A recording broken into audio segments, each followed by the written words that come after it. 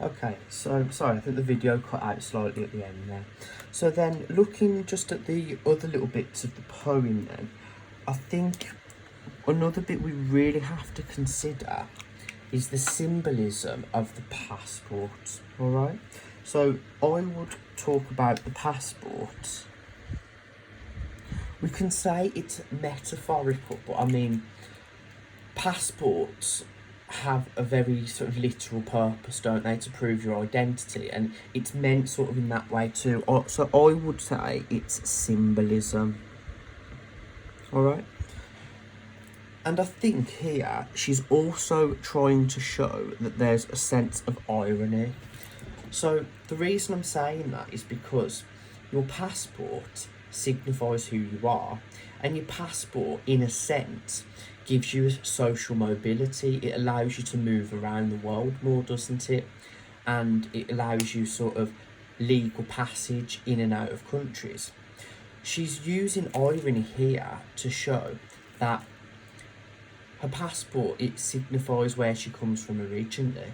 She's now in a newer, quote, safer country, and now she can't leave because she doesn't have a passport, because she is technically a refugee, and she has to go through all of these channels in order to prove who she is. So she's raising quite a political argument here that, you know, we sort of dictate to people that they have to follow legal processes for the greater good of their own safety. They have to move out of certain countries, and I feel like she does accept that to a degree. But then when she's commenting on the fact, well, I have no passport, I've got nothing to prove my identity, how can this actually help me? How can this help me move forward with my life? She's very stuck, isn't she? And we see this idea of her being stuck in, again, this refrain, you know, this sunlight, this image of her old country. She's thinking, okay, well, if you're going to physically trap me, I'm going to ensure that I survive in the best way I can. So again, there's many different ways we can interpret that. So then, when we think of this sort of, there's another extended metaphor in this poem of being sort of manipulated or controlled, isn't there? I'm sure a lot of you have picked up on that. So she uses this simile here, docile as paper. So this links quite closely to what we've discussed earlier, doesn't it? You know, paper can easily be manipulated, and paper's very fragile. In the poem Tissue, we see a similar sort of idea.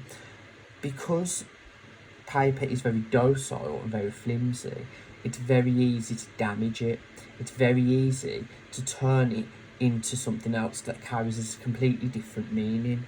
So even though paper is very sort of fragile, it still has the power to completely change somebody's life, doesn't it? It lies down in front of me, docile as paper. As we then get to the very end of this poem, now many pupils who I've taught before and still teach now usually get a little bit confused by the end of this poem. And I don't blame people for getting confused because, again, as I mentioned earlier, it has a very ambiguous ending, doesn't it? And I think there are a couple of reasons for this. So, my city takes me dancing through the city of walls. They accuse me of absence. They circle me. They accuse me of being dark in their free city. So I think one way we can interpret this is she's being quite defensive about her heritage. So where she comes from. It takes her dancing. She's showing that she's submissive to her memory. She's inferior to it. She's not going to allow a new sort of power to come in to change that. But then this quite strange image here, my city hides behind me. I think here, this is where we see this defensiveness come into play more, because she's showing that while her city, while her old life is something to be proud of. It's something she's quite nostalgic about, and it has a lot of influence over her. When people try and take it away from her, she feels that she has to defend it still, even though the city, her old country, might not be what it used to be. She still feels like she has to defend it because nobody else will. So again, we return to this idea of it being like a paperweight. She's standing for some memories, otherwise she won't stand for anything at all, will she?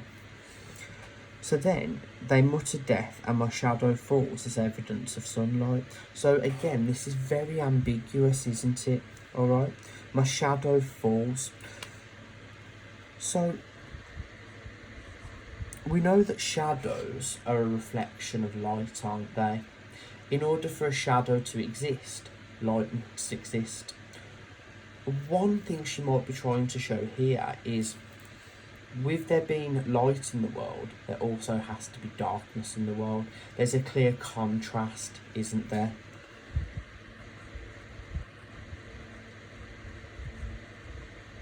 So we see the juxtaposition of light and dark. Again, I don't know specifically what she's trying to show here. One idea I have is maybe she's showing that in the sort of ancient yin and yang concept, so I don't know if you've ever seen that circle where you have the sort of the white side and the black side with the two dots as well, the yin and the yang, that binary oppositions have to exist in the world. So darkness, symbolic of evil, that has to exist in the world in order for there to be light. She may be trying to be optimistic here. She may be trying to show that, yes, evil things, evil forces will hold you back in the world. You will physically be inhibited sometimes, but you kind of have to go with that to really appreciate the beneficial things in life, the things that keep you going. That is one interpretation you may wish to go with. Another structural point then I would probably pick up on is the anaphora of they.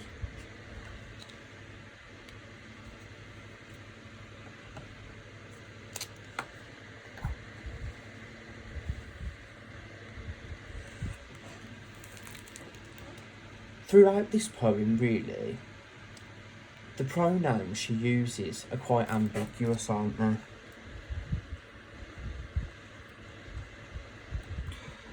And I think this further illustrates a couple of things that we've already talked about in the poem. Sorry, I'll just move that over a bit. And I think she's trying to show here that powerful forces, whoever's evil or whoever's tyrannical, they can't always specifically be pinpointed, can they? We can't necessarily put all of evil onto one iconic model in the world. Evil and goodness are fluid. They kind of flow through time. They don't really sort of stop existing. So that's one reason why she might be using these quite ambiguous pronouns. Another reason as well, if we link back to earlier in the poem, a child's vocabulary. There are only so many ways she can express what she knows about the wider world. And what she might be showing is this is how evil forces, tyrannical forces, maintain their power by restricting knowledge and enlightenment to people. So that's why she's only really enlightened. She only really sees the guiding light through sunlight, through her old memories, because there's nothing else new in her life keeping her going. So thank you for listening. So that was Emigree. Emigree then, you could possibly use it as a linchpin poem, so a poem that links to many of the others. But if I'm honest, I think that you would struggle to link it to every single poem in the Power and Conflict collection. Certainly it links nicely to all of the other conflict poems, so the poems specifically about war or the effects of war. So what I'm going to do in my next video is talk about kamikaze. So after you've watched this and after you've made notes on the Emigree, I would think, how does this link to kamikaze?